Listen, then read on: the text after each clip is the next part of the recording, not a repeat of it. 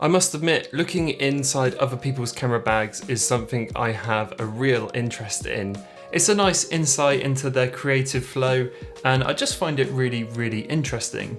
I've been shooting out of the office space a lot more recently, whether that's freelance stuff or travel or just stuff for bike review. So I thought, what better time than now to show you what I've got in my camera bag for 2019. Let's start with the bag first. This is the Innertech DSLR/mirrorless professional camera bag. Doesn't really have a name as such, that's just how they've named it, but it's a really great bag. It easily fits all of my gear and it's big enough to have space for other types of outings or trips too. It's well put together and it's plenty comfortable with good padding on the straps and back, making it really great for those longer trips. I'm a big fan of the overall grey look, and to me at least it doesn't scream that it's a camera bag, and I think that's quite important if you're travelling around. There's pockets, sleeves and catches for days on here. There's a really nice space for everything, including a tripod on the side. And the interior is nice and customizable. There's even some smarter hidden pockets which could be great for emergency cash or something similar. If you carry around a lot of stuff or you know you're going to have a really heavy journey, there are the chest straps as well, which eases up on the back, which is nice. So yeah, this is the bag I've been using. It's got a nice handle on top as well, which is useful, and it's been really great for my usage. So let's dive into the bag itself, and it opens from the back. Now I had a camera bag before this that opened from the front, and I always had this horrible feeling that it might just flap open one day and all my stuff would fall out. But this one opens on the back, so that's kind of gone from this one. It's got this kind of thing in the middle as well. I'm not overly sure what that's for, but hey, it's here. So unzip that one, and here's all my stuff.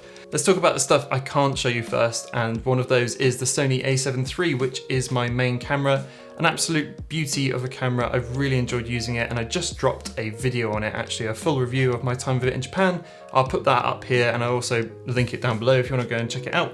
That's being illustrated by this Canon 70D, so that's normally where I put the Sony. On my Sony as well, which is filming me right now, is a Samyang 24mm f2.8. It was actually a really cheap lens. Samyang are doing some really cool stuff with cheap lenses for full frame bodies at the moment, and it's great for filming. It's not something I would use for photography. I struggle to go that wide anyway when I'm shooting, but generally speaking for video it's really great, and especially for this shot, which is nice and wide, just nice and good for that sort of thing. Let's look at the other lenses, and one of my favourite lenses for the whole Sony system is this Sony Zeiss 55mm f1.8. An absolutely lovely lens, and it's really great for portraits. To be honest, this is the lens that stays on my camera most of the time, or 9 times out of 10 if you see me, I'll be using this one. It's a fantastic lens, nice and sharp. It's one of the oldest lenses for that Sony a7 system, or the FE mount, and it's one of the best in my eyes. Really love that one. Under that I've got the Zeiss 85mm, which is a really wonderful lens. And I know a lot of you are probably thinking, why would you get the Zeiss Batis 85 over the Sony 85? And the real reason there is because when I bought this, which was probably about 5 months ago, I wasn't too clued up on the Sony 85mm, and I wasn't too sure about it, and I knew this one was great, so I just went for it. You know, joke's on me a bit because I hear that Sony 85mm is amazing and just as good, so bit of a joke there. But I mean, I saw this on a Digital Rev episode a long time ago, way before I was like really into cameras and stuff, and I always thought at one point, I was like, wow, if I ever get a camera, I would love to get that lens. So it's nice to kind of work up to it and that sort of thing. I know it's really expensive, but once you get to a point where you're like, you know, I'd actually use that lens and I think it'd be worth the money, that's a really nice feeling. So it's great to pick that lens up, and to be honest, it's absolutely beautiful. Wonderful bokeh, amazing depth of field, nice and snappy on the autofocus too. Just a really great lens. On top of the lenses, I have one of these, which is the Rode Video Micro. You've probably seen thousands of YouTubers use this, but we use it for scratch audio when we're filming something bigger, for like a bigger shoot or something like that. We usually use an external recorder for all that sort of thing, for like interviews and that sort of stuff. But if the microphone were to fail, then we've got this kind of small backup, and it's good for ambient noise and all that sort of stuff too. So there it is, the Rode Video Micro, really well priced as well actually. Definitely recommend picking it up if you're getting into camera stuff and you want a better microphone that's built into your camera. Really nice. Over on the left here, it's just a load of batteries, nothing too interesting there. Some Sony MPF ones and the new Sony Z batteries, which are fantastic. Moving into the middle here, I have the Peak Design cuff. If you watched my last video, you know I'm not a big fan of camera straps, I just find them kind of awkward.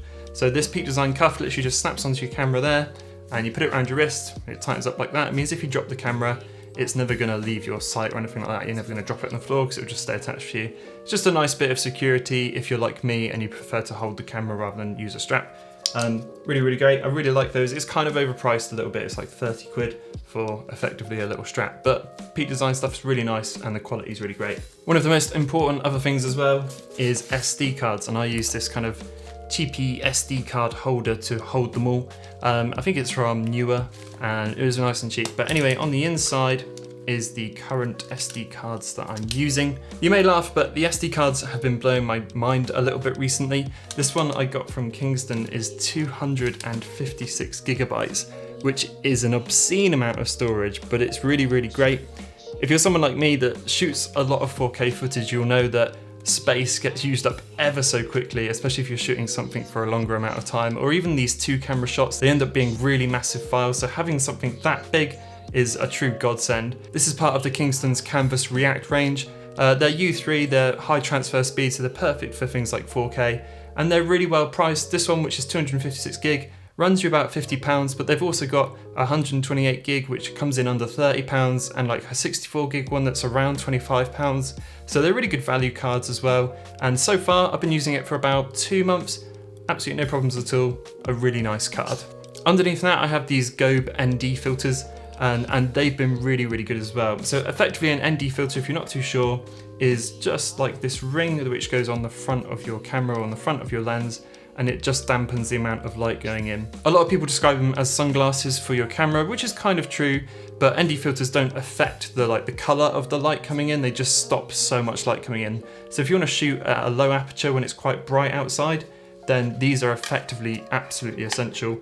I can't remember a time when I haven't used one of these to shoot some footage. All my YouTube videos, everything I shoot outside or inside this office, I pretty much use an ND filter, so I make sure I can stay on f1.8, and that's what they're for. Nice metal design, and again, really well priced. I'll actually link all this stuff below so you can see it, but yeah, I can't recommend those enough. They've been really good by Gobe, and I like the packaging too. Really cool look, really good stuff. So underneath those ND filters and down to the right here, I have this, which is a small rig cage for the Sony a7 III, and we use it a lot when we film. Basically what it does is it lets you attach the Sony a7 III in here, and then all the things around it, like these little screw holes and hot shoe mounts and that sort of stuff, just lets you add loads of stuff to the camera, like a monitor and all that sort of thing. Generally speaking, we add this on top, which is a small handle, and then we add the monitor on top here, so you can hold it like this while you're filming around. One of the reasons we do this as well is because it turns it into more of a rig. If you've got more people gathering around the camera to see the footage and to direct you and stuff, it's just a lot nicer if it's in this sort of rig thing rather than just a camera and everyone peering around your little screen. We always use that just for those sorts of things, and it just looks a bit better if you turn up with a slightly bigger rig.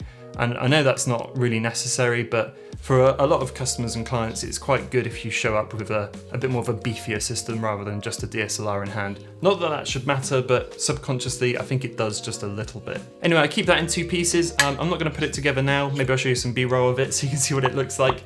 But I keep it in 2 pieces to keep it small, and that fits in nicely just down there. Right next to it, I have my monitor, which I'm using at the moment. This is a FeelWorld, which is a FeelWorld F6 camera monitor. At the time when the smaller HD focus came out, there was lots of people raving about it and all that sort of thing.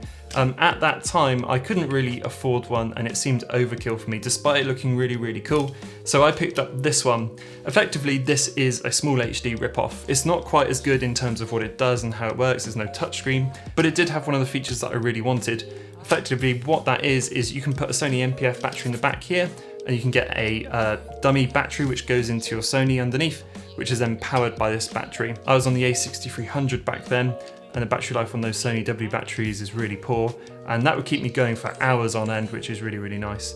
It's not actually that bad of a monitor. It's not as bright as it could be, but in terms of colors and stuff, it's actually quite nice, and I still use it a lot now in bike review stuff. So that's been pretty great, and I think it's actually made by the same people that do the Andy Cine or Andy Cine.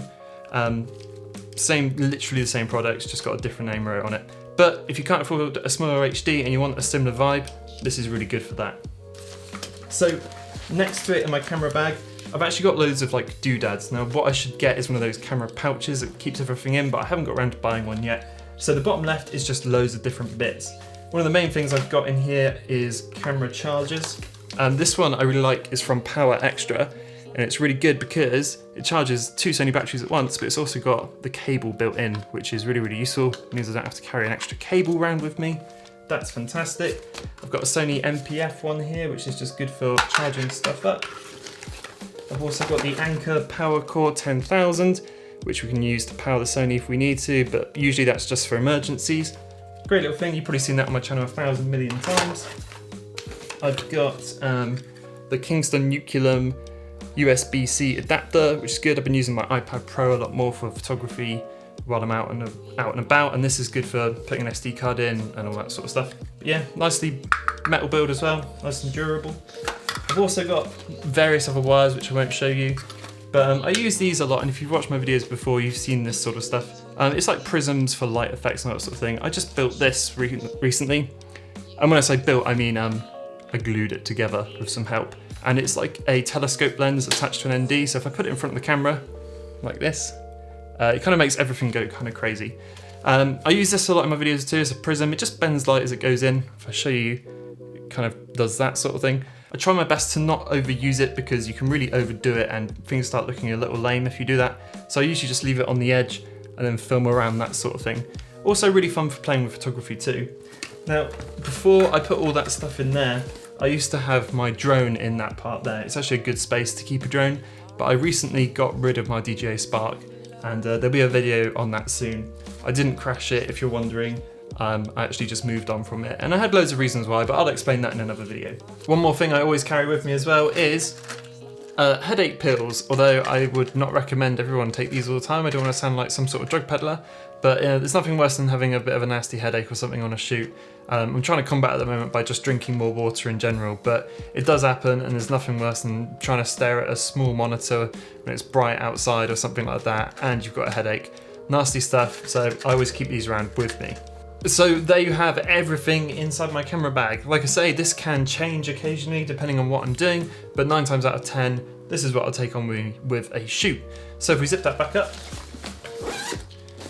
again, not sure what this is for, could be for anything, maybe even weather sealing or something like that, but keeps everything secure, I guess, which is nice. Wow. So this is the front of the bag. We've got 2 kind of stealthy pockets on the front here. One there. Not really anything specific in there. Actually, I don't have anything in there, but you've also got one here and one there. I like how it tucks away though, kind of looks a bit more stealthy, which is nice.